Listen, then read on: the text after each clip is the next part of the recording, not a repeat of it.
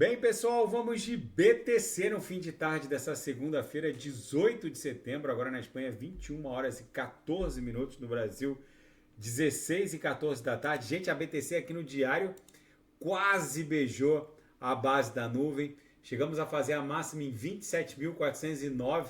A base da nuvem está um pouquinho abaixo da média móvel de 200 períodos, que é essa linha alaranjada aqui, que está em 28 mil dólares, mas é para lá que a gente vai. A gente conseguiu desenhar um corpo real para cima da mediana do canal de Keltner, que por sua vez está com as três linhas agressivamente apontadas para cima. No 6 horas ficou bonito, a gente fez uma onda 1, 2, 3, 4, uma onda 5 que chegou a bater 27.409. É bem provável que a gente vai fazer A, B e C para depois explodir em direção a 28, mas quase alcançou o nosso target em 28 mil dólares. No semanal, que a movimentação se mostrou muito poderosa. Depois de 9 candles vendedores aqui no Heikin Nash, agora a gente está... Ainda é segunda-feira, mas é bem provável que esse corpo real comprador ganhe musculatura. A BTC vai se desdobrar até o patamar da aresta superior dessa canaleta virtual de alta aqui na extensão. É bem provável que essa pernada no semanal leve a BTC para um patamar ali próximo de 40 mil dólares. Lógico que não será uma pernada linear, haverá intercorrências, tem esses topos aqui, ó, no patamar entre 31 e 31.804. Aqui pode até desenhar eventualmente um candle vendedor, mas essa pernada como um todo vai levar a BTC para um patamar próximo de 40 mil dólares, porque o DXY está começando a querer tossir. O do petróleo disparou, mas o Federal Reserve não tem tanto poder de fogo assim. Eu já vou falar sobre isso. É bem provável que é o mercado imobiliário que determine até um eventual corte na taxa básica de juros. Ainda esse ano, o mercado imobiliário está colapsando nos Estados Unidos. A taxa de hipoteca média subiu de 3% em 2021 para 7%. Fez com que o mercado imobiliário congelasse. E a cesta de bondades vai se aproximando porque a eleição presidencial norte-americana vai se aproximando. Eu vou começar a seara fática pelas notícias criptográficas. O Citibank vai ofertar agora serviços de pagamentos digitais para clientes institucionais, fazendo uso da tecnologia blockchain. É o novo normal.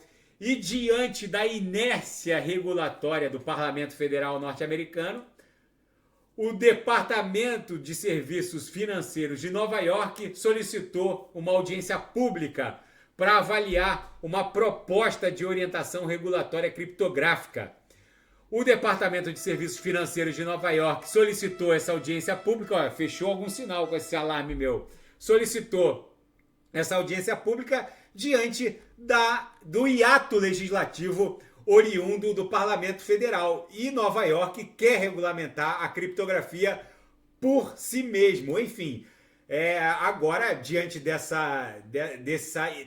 absoluto hiato legislativo federal, cada estado da Federação Norte-Americana está criando a sua própria regulamentação criptográfica. E a SEC pediu uma autorização judicial na sua demanda contra a Binance para inspecionar fisicamente a sede da Binance nos Estados Unidos e ter acesso também aos arquivos. Citando falta de cooperação da contraparte no processo, a SEC está pedindo uma ordem judicial para inspecionar a sede e escrutinar provas sobre a custódia dos criptoativos detidos pelos usuários.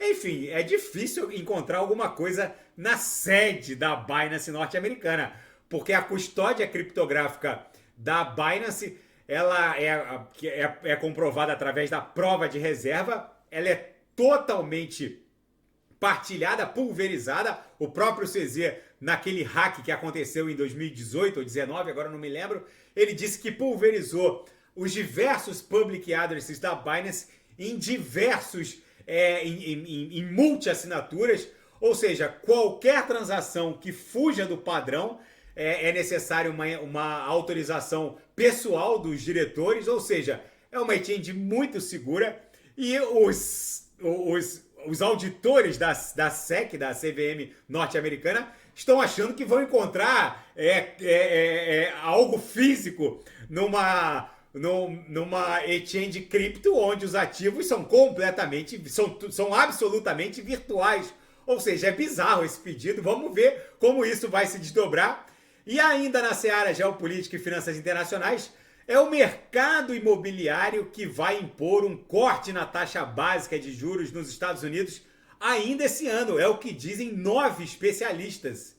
O fato é que as elevadas taxas hipotecárias congelaram o mercado imobiliário norte-americano. A taxa média para uma hipoteca de taxa fixa de 30 anos está acima de 7% ao ano. E diante dos 3% verificado ainda em 2022, fez com que o mercado imobiliário colapsasse.